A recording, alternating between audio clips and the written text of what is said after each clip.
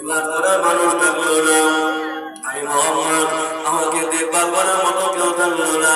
আল্লাহ নবী উম্মে আয়মা অতিথি থেকে সুন্দর খবরের ব্যবস্থা করে দিলেন। ঠিক আল্লাহ নবী দাদা শুনতে পেয়েছেন আমার দাদু ভাই মোহাম্মদের মা মারা গিয়েছে। আল্লাহ নবী দাদা পাহাড়ে উঠে দাঁড়িয়ে দাঁড়িয়ে কাঁদে। আল্লাহ নবী ছুটে ছুটে চলে গেলেন দাদাকে জড়িয়ে ধরলেন। দাদা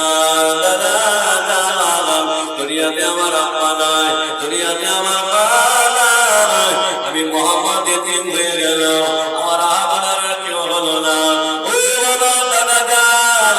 মোহাম্মদের কাছে যদি চার মাস প্রতিবাদ করার মানুষ কেউ থাকলো না, আমাকে কে দেখভাল করবে? দাদা আল্লাহ নবী দাদা বলেছিল, ও দাদু ভাই মোহাম্মদ কেঁদো না, কেঁদো না, আমি যতদিন বেঁচে থাকবো আমি তোমাকে ছায়ার মতো থেকে যাবো, হবে না।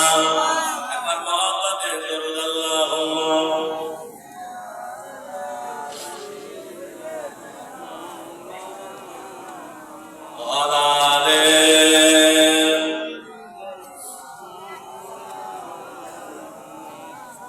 আমার আমার সেই নবীকে ভালোবাসা, নবীকে যারা মহব্বত করেছে আল্লাহ তাদের ইজ্জত বাড়িয়ে দিয়েছেন। যেটা হবে না সুবহানাল্লাহ, মন খুলে হবে না। আল্লাহ রাসূল হুজুর আমার ফলেমার দাওয়াত দিতে লাগলেন। হযরত আবু বকর সিদ্দিক নবীকে এতটা ভালোবাসতেন, নবীকে এতটা মহব্বত করতেন। হযরত আবু বকর সিদ্দিক বলতেন, আমি আবু বকর আমার জান আপনার জন্য কুরবান হয়ে যাবে। আবার যেটা হবে না সুবহানাল্লাহ। ও বান্দারা, ও যুবকেরা, জওয়ানেরা, ও নবী দরবারে বসেছি বাবা। আল্লাহ নবীকে যারা ভালোবেসেছেন আল্লাহ পাক তাদের ইজ্জত বাড়িয়ে দিয়েছেন।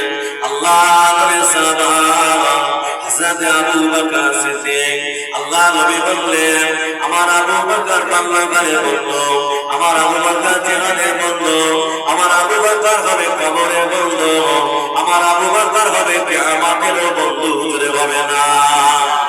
আল্লাহ নবী বললেন তামাম উম্মতের ইবাদতগুলো এক পাল্লায় রাখলে যা হবে আমার আবু বকরের এক রাতের আমল অপার পাল্লায় রাখলে আমার আবু বকরের নেকির পাল্লাটা ভারী হয়ে যাবে, হবে না। ও আল্লাহ বান্দারা, হযরত আবু বকর সিদ্দিক জুরামা রাস্তা দিয়ে হেঁটে হেঁটে যায়। জুরামা দেখতে পেলেন একজন ইহুদি, ও আমার আল্লাহকে ফকির বলে, ও নিজেকে নিজে ধনী বলেছেন। আবু বকর সিদ্দিক সইতে পারে না, ইহুদি গালে একটা চড় মেরেছে। আল্লাহ বলে আমি ধনী, আবু বকর সিদ্দিক গালে একটা চড় মেরেছে। ইহুদিটা কাঁদতে কাঁদতে রাসূলের দরবারে চলে গেলেন, হুজুর আমার আবু বকর আমার গালে একটা চড় মেরেছে। আল্লাহ রাসূল বলে, বাবা ওটা আমার আবু বকর না, বাবা ওটা আমার ওমর হলে বিশ্বাস আছে। কেন? আমার আবু বকর নরম দিলের মানুষ, আমার আবু বকর কোমল দিলের মানুষ, আমার আবু বকর কারো গায়ে চড় মারতে পারে না।